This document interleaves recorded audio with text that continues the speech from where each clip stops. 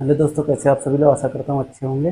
धर्म स्टडी आई की क्लास पर आपका स्वागत है। अगर चैनल को लाइक सब्सक्राइब नहीं किया, प्लीज़ लाइक सब्सक्राइब कर दीजिए और दोस्तों को शेयर कर दीजिए। तो दोस्तों, जैसा कि आपको पता है कि हम लोग 16 जून यूपीएससी का पेपर हुआ था, उसी का हम लोग जीएस फर्स्ट पेपर सॉल्व कर रहे थे। लगभग 50-55 क्वेश्चन हो गए थे और भी जो 30-40 प्रश्न बचे हैं उनको हम क्रमवार करते रहेंगे। आज सेकेंड लास्ट या लास्ट वीडियो होगा, उसके बाद हम लोग लूसेंट की बुक जो है उसको करेंगे। ठीक, तो पहले क्या करते हैं, पहले कल वाला जो किया था उसका रिवीजन करेंगे, उसके बाद जो आज पेपर के बचे हुए प्रश्न हैं उन पर हम चर्चा करेंगे। ठीक, ये पेपर जो है आने वाले एग्जाम के लिए, कोई भी एग्जाम हो, यूपीपीसी से हो, आर ओ हो, उसके लिए बहुत ही योगदान देगा, मतलब बहुत ही सहयोग करेगा आपका। देखिए, लिखा है संघभूत एक भारतीय बौद्ध भिक्षु थे। ठीक, पूछ लेता है कि संघभूति कौन थे, तो एक भारतीय बौद्ध भिक्षु जिन्होंने क्या किया था, चौथी शताब्दी ईस्वी के अंत में चीन की यात्रा की। चौथी शताब्दी के अंत में चीन की यात्रा की। किस भाष्य के लेखक, उनका नाटककार या उनकी जो रचना थी उसका क्या नाम था, ये पूछा गया था। तो सर्वास्तिवाद विनय, ये किसकी रचना है? भाष्य की है। किसकी? भाष्य की रचना कौन सी है? सर्वास्तिवाद ए विनय। क्लियर? फिर ये तो हो गया था उसका आंसर प्रश्न का, लेकिन इनमें से दो और भी ऑप्शन दे रखे थे, उन पर चर्चा करते हैं। जैसे प्रज्ञा पारमिता सूत्र किसकी है? याद रखना, प्रज्ञा पारमिता है नागार्जुन की। किसकी है? नागार्जुन की। फिर अगला है विशुद्ध मग्गो, ये किसकी है? ये बुद्ध घोष की है। ये कहाँ के रहने वाले थे? श्रीलंका के। तो विशुद्ध मग्गो कहाँ के हैं? बुद्ध घोष है श्रीलंका। क्लियर? अब धन विधेयक की बात करते हैं। देखिए, धन विधेयक जो है कभी भी राज्यसभा में पेश नहीं किया जाता है, हमेशा लोकसभा में ही पेश किया जाता है। 109 में, अनुच्छेद 109 में इसकी प्रक्रिया दे रखी है और 110 में इसकी धन विधेयक को पेश करने की या प्रस्तुत करने की विधि दे रखी है। ठीक, 117 हमने बताया था आपको कि आप होमवर्क करेंगे, ये भी महत्वपूर्ण है। बताइए क्या था इसमें। फिर राज्यसभा में पूरा स्थापित नहीं किया जा, धन विधेयक को राज्यसभा में पूरा स्थापित नहीं किया जा सकता है, लेकिन राज्यसभा को कुछ अधिकार है कि राज्यसभा या तो विधेयक में अनुमोदन दे सकती है या परिवर्तन के लिए सुझाव दे सकती है, किंतु इसे अस्वीकार नहीं कर सकती है। याद रखना, राज्यसभा बहुत ही महत्वपूर्ण है। याद रखना, राज्यसभा के सदस्यों का कार्यकाल 6 वर्ष होता है। राज्यसभा उच्च सदन है, कभी भी भंग नहीं होती है। याद रखना। फिर है थल सेना, वायुसेना, नौसेना, इनके अधिकारी दे रखे थे, उच्च पदाधिकारी, उनका सिक्वेंस लगाना था। जैसे थल सेना में सबसे बड़ा कौन सा था, फिर उससे नीचे कौन सा, वायुसेना में सबसे बड़ा कौन सा, उससे नीचे फिर नौसेना में। तो ये 4 ऑप्शन दे रखे थे, हमने आपको 2 ऑप्शन कराए हैं जो उनमें से सही थे। ठीक, जैसे थल सेना में सबसे बड़ा पद किसका होता है? मेजर जनरल का होता है। किसका? मेजर जनरल का। उसके नीचे आप मेजर कर देंगे, तो सबसे नंबर 1 पर थल सेना में मेजर जनरल, फिर मेजर। फिर वायुसेना में एयर वाइस मार्शल, वायुसेना में, उसके बाद स्क्वाड्रन लीडर। ठीक, वायुसेना में कौन है? एयर वाइस मार्शल है और स्क्वाड्रन लीडर है। क्लियर? अब बात करते हैं नौसेना की। नौसेना में कौन है? वाइस एडमिरल है सबसे बड़ा, और फिर लेफ्टिनेंट कमांडर है। ठीक, तो नौसेना में कौन है? वाइस एडमिरल सबसे उच्च पद है और लेफ्टिनेंट कमांडर है। तो याद रखना, फिर से देखिए, थल सेना में मेजर जनरल, फिर मेजर, वायुसेना में air vice marshal, squadron leader, नौसेना में वाइस एडमिरल, लेफ्टिनेंट कमांडर। और हमने आपको बताया था नौसेना के वर्तमान में अध्यक्ष कौन है, वायुसेना कौन है, थल सेना कौन है, प्रमुख है, ये आपको बताना था। ठीक, फिर पूर्वोत्तर परिषद का गठन हुआ था। कब गठन हुआ था? इसमें संशोधन कब किया था?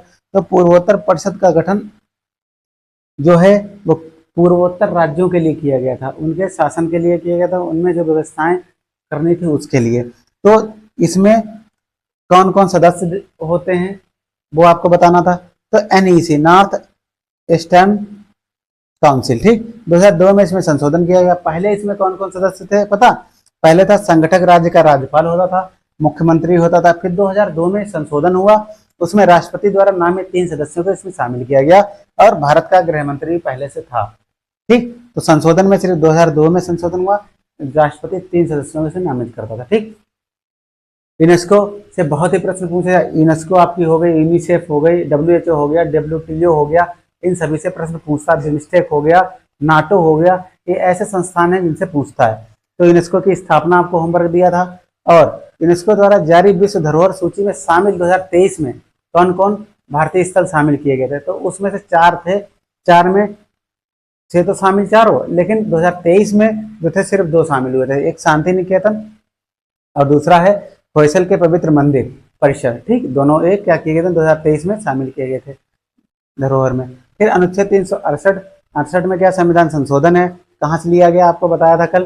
तो संसद द्वारा संविधान में संशोधन किया जा सकता है, परिवर्तन किया जा सकता है, परिवर्तन किया जा सकता है और निरसन किया जाता है। ये इतने शब्द हैं जो याद रखना, इनके आधार पर वो लोग परिवर्तन कर सकते हैं, परिवर्धन कर सकते हैं, निरसन और कोई चीज निकाल सकते हैं। लेकिन एक वाद आया था केशवानंद भारतीवाद, उसमें कहा गया था कि आप संविधान के मूल ढांचे में परिवर्तन नहीं कर सकते, ठीक।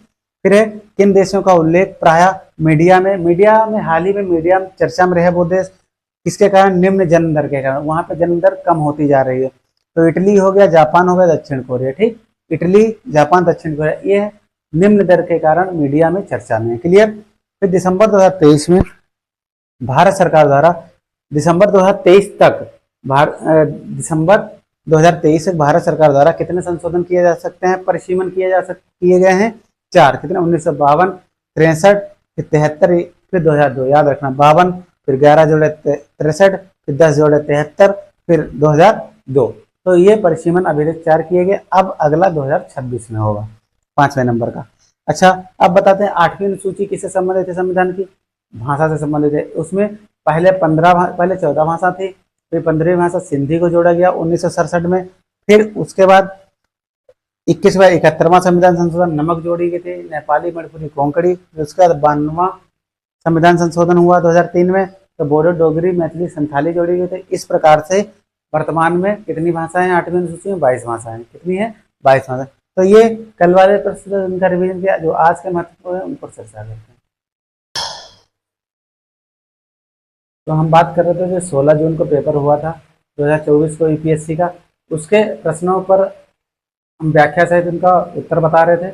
और आज ये आखिरी वीडियो, क्योंकि जो भी प्रश्न थे उसमें इंक्लूड कर लिए गए उनको, और आने वाली परीक्षा के लिए जो भी महत्वपूर्ण होंगे उसके संदर्भ में ये कराए जा रहे हैं, ठीक है। तो पहले क्या करते हैं, प्रश्न देखिए।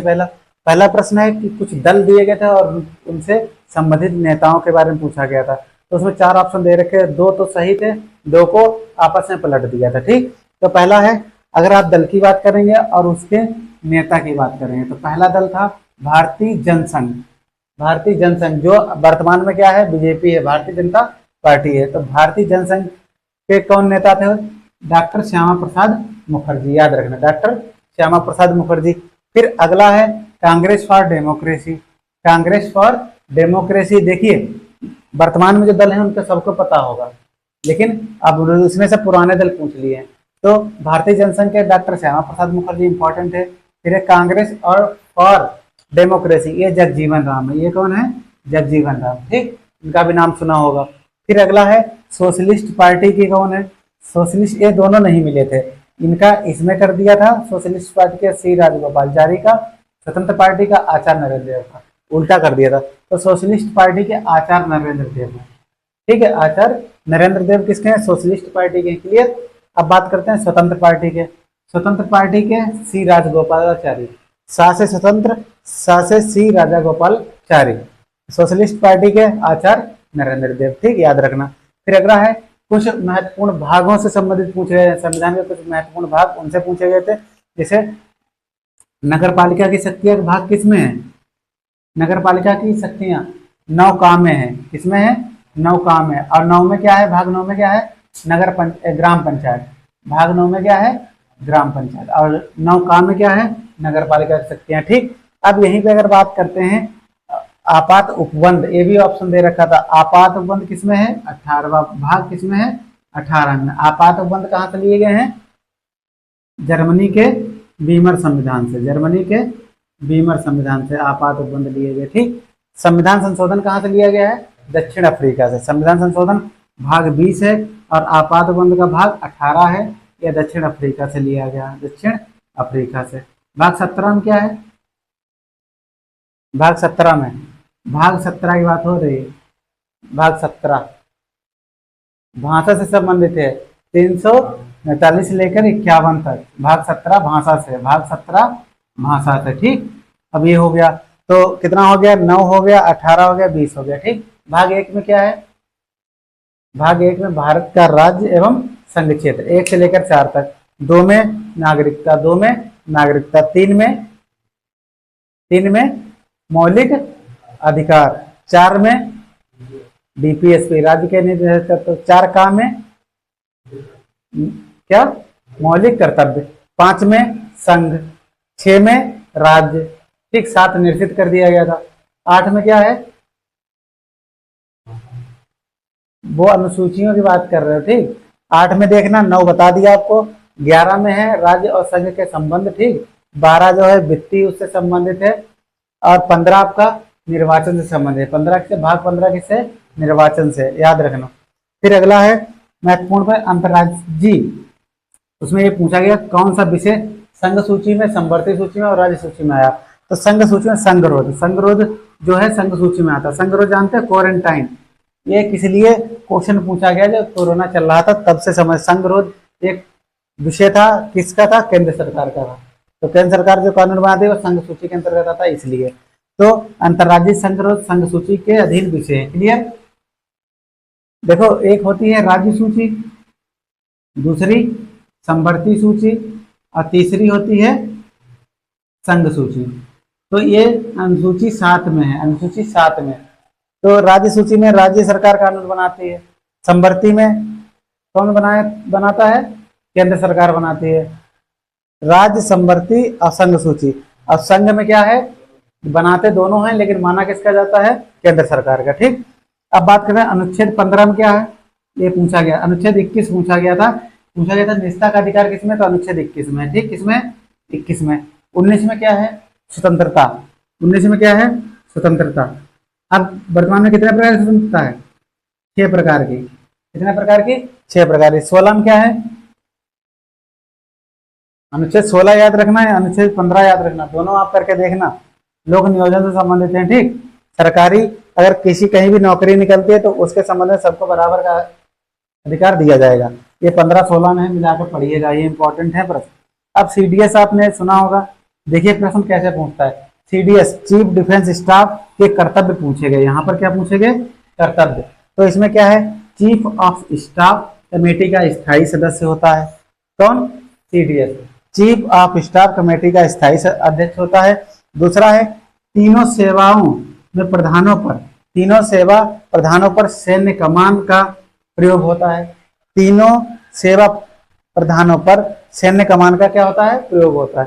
फिर अगला है सभी तीनों सेवाओं के विषयों पर रक्षा मंत्री के प्रधान सैन्य सलाहकार के रूप में सीडीएस काम करता है। तो फिर से देखिए, चीफ ऑफ स्टाफ कमेटी का अध्यक्ष, फिर तीनों सेवा प्रधानों पर सैन्य कमान का प्रयोग, उसका सैन्य का कमान होती है पूरी, और सभी तीनों सेवाओं के विषयों पर रक्षा मंत्री के प्रधान सैन्य सलाहकार के रूप में कार्य करता है, ठीक। अब अगला है ऑपरेशन सद्भावना। देखिए ऑपरेशन मैत्री सुना होगा, ऑपरेशन मैत्री किसके साथ रहता है, भारत और श्रीलंका के बीच मित्र शक्ति है, अभ्यास मित्र शक्ति, ये पूछा गया था। और मैत्री भारत और बांग्लादेश के बीच है, ठीक। तो ऑपरेशन, अच्छा, यूक्रेन से जो भारतीय लाया गया था ऑपरेशन गंगा चलाया गया था। इजराइल से जो लाए गए थे वो कौन सा था, ऑपरेशन, इजराइल से जो भारतीय लाए गए थे, याद रखना है, बहुत महत्वपूर्ण है। तो ऑपरेशन सद्भावना है, जम्मू कश्मीर में दूरस्थ क्षेत्रों में सेना द्वारा वहां पर सामग्री पहुंचाई जा रही थी, इसलिए चर्चा में रहा था और इसको पूछा गया, कहाँ, जम्मू कश्मीर में, ऑपरेशन सद्भावना। फिर सबसे लंबी, विश्व की सबसे लंबी सीमा किन दो देशों के बीच है, तो याद रखना नंबर 1 पर आता है यूएसए और कनाडा, संयुक्त राज्य अमेरिका और कनाडा के बीच, ठीक। कितनी है, 9000 किलोमीटर है, कितनी है, 9000 किलोमीटर। नंबर 2 पर आता है कजाकिस्तान और रशियन फेडरेशन, कजाकिस्तान और रशियन फेडरेशन, इसमें 7000 लगभग है, कितनी, 7000। अच्छा, भारत और बांग्लादेश के बीच कितनी है, 4096 है। भारत और चीन के बीच याद रखना, भारत नेपाल, भारत भूटान, भारत और म्यांमार के बीच, ठीक। तो ये समझ गए सबसे लंबी सीमा किसके बीच है, यूएस और कनाडा, नंबर 1 पर 9000 किलोमीटर, नंबर 2 पर कजाकिस्तान और रशियन फेडरेशन 7000 किलोमीटर, ठीक। यहाँ पर 2 किताबें पूछी गई थी, the Indian way, the India way, एक ये किताब है, और why Bharat matters, why Bharat matters, एक किसकी 2 किताबें याद रखना, एस जे शंकर जो विदेश मंत्री हैं, एस जे शंकर जो विदेश मंत्री, इनकी 2 किताबें हैं, the India way, why Bharat matters, ठीक। अब अगले प्रश्न पर चलते हैं। नारी शक्ति बंधन अधिनियम 21 क्रमशः अधिनियम बना है, एक्ट बना है 106वां, इस नंबर का 106वां बना है।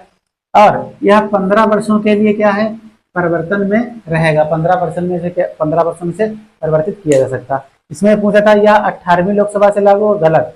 यह 17वीं लोकसभा से लागू हो चुका था, तो यही उसमें ऑप्शन गलत था। फिर है अभ्यास मित्र शक्ति, मोस्ट इंपॉर्टेंट। अभ्यास जितने हुए याद रखना। इसमें पूछा गया था, यहाँ पे श्रीलंका नहीं लिखा गया था, यहाँ पे क्या लिखा था, भारत और बांग्लादेश। जब इसी पहला वो उसका ऑप्शन जो था गलत हो गया। तो भारत और बांग्लादेश के बीच में, भारत और श्रीलंका के बीच हुआ। ठीक, अभ्यास मित्र शक्ति 2023 कहाँ हुआ, औंध। औंध कहाँ पड़ता, पुणे महाराष्ट्र में। कहाँ, पुणे महाराष्ट्र में। ये भारतीय वायुसेना भी इसका हिस्सा थी, भारतीय वायुसेना भी इसका हिस्सा थे। फिर अगला है रिट के संबंध में प्रश्न आया था। अच्छा, हाई कोर्ट और सुप्रीम कोर्ट जो रिट जारी करता है कितने कितने प्रकार की करता है, हाई कोर्ट 6 प्रकार की करता है अनुच्छेद 226 के आधार पर, और अनुच्छेद 32 के आधार पर सुप्रीम कोर्ट 5 तरह की रिट जारी करता है। अच्छा, जो एक रिट होती है हाई कोर्ट, वो कौन सी अलग जारी करता है, 500 समान होती है, एक अलग रिट होती है। उसका होमवर्क है आपके लिए। तो ये पूछा गया था प्रतिषेध रिट किससे संबंधित है, ये पूछा गया था। तो प्रतिषेध रिट हाई कोर्ट भी जारी करता, सुप्रीम कोर्ट भी। तो निचली अदालतों को किसी मामले में कार्रवाई जारी रखने के लिए यह रिट जारी करता है, सुप्रीम कोर्ट या हाई कोर्ट। क्लियर। अब अगला है, किसी राज्य में एसटी अनुसूचित जनजाति के रूप में घोषित किसी समुदाय के लिए आवश्यक नहीं है कि दूसरे राज्य में भी उसे शामिल कर लिया जाए। जैसे एसटी समुदाय को शामिल करना उत्तर प्रदेश में, तो ये कोई जरूरी नहीं कि एसटी यहाँ उत्तर प्रदेश में शामिल किया जाए तो दूसरे राज्यों में शामिल किया जाए। तो प्रत्येक राज्य के अलग अलग नागरिकों को एसटी में शामिल किया जाएगा अनुच्छेद 342 में, अनुच्छेद 342 में। ठीक, तो फिर से रिवीजन करते हैं। तो दल उनसे नेता Bharatiya Jansangh doctor Shyama Prasad Mukherjee, Congress for democracy Jagjivan Ram, socialist party Acharya Narendra Dev, फिर स्वतंत्र पार्टी सी राजगोपालचारी। ठीक, अगला प्रश्न, नगर पालिका शक्तियां किसमें, भाग 9 का में, 9 में है ग्राम पंचायत, 18 भाग में है आपात उपबंध, जर्मनी के संविधान से लिया गया है। संविधान संशोधन 20 भाग में है, याद रखना। दक्षिण अफ्रीका से लिया, भाग 17 में भाषा से संबंधित है। फिर अब क्या है इसमें, अंतर्राज्यीय संघरोध, जो अंतर्राज्यीय ये संघरोध जो है वो किस सूची में आता है, संघ सूची में, याद रखना। ठीक, अनुच्छेद 15, 16, 19 और 21 पूछा गया था। 21 पूछा था ऑप्शन में, इसमें निजता का अधिकार शामिल है। पुट्टा स्वामी केस भी आता है इसमें। ठीक, फिर सीडीएस के कर्तव्य पूछे गए। तीनों सेवाओं का प्रधान सैन्य सलाहकार होता है, विषयों पर रक्षा मंत्री का प्रधान सैन्य सलाहकार के रूप में काम करता है, कमेटी का स्थायी अध्यक्ष होता है। फिर अगला बताया था ऑपरेशन सद्भावना जम्मू कश्मीर में चला, इसलिए वहां पे जो दूरस्थ क्षेत्रों में लोग रहते हैं उन्हें सामान या सामग्री प्राप्त कराने के लिए। ठीक, सबसे लंबी सीमा यूएसए और कनाडा के बीच कितनी, 9000 किलोमीटर। अच्छा, 38 डिग्री देशांतर इसके बीच है, अमेरिका और कनाडा के बीच ही है। ठीक, फिर यूएसए कनाडा हो गया, फिर कजाकिस्तान और रशियन फेडरेशन में 7000 किलोमीटर की वो है। नारी शक्ति बंधन अधिनियम 15 वर्षों के लिए प्रवर्तन में रहेगा, 106वां अधिनियम है ये। अभ्यास मित्र से भारत और श्रीलंका के बीच हुआ, औंध पुणे में हुआ, भारतीय वायुसेना इसका हिस्सा थी। प्रशेर रेट बता दिया, किसी राज्य में एसटी को अगर शामिल करना है तो वो बता दिया। The India way why Bharat matters, ये 2 किताबें पूछी गई थी, ये किसकी है, जयशंकर की। तो आज जो 16 जून को पेपर हुआ था उसका ये पूरा व्याख्या सहित हमने हल कराया। अब आपको घटना चक्र की जो सीरीज चली थी उससे संबंधित महत्वपूर्ण प्रश्न कराएंगे। तो जब तक के लिए जय हिंद, जय भारत।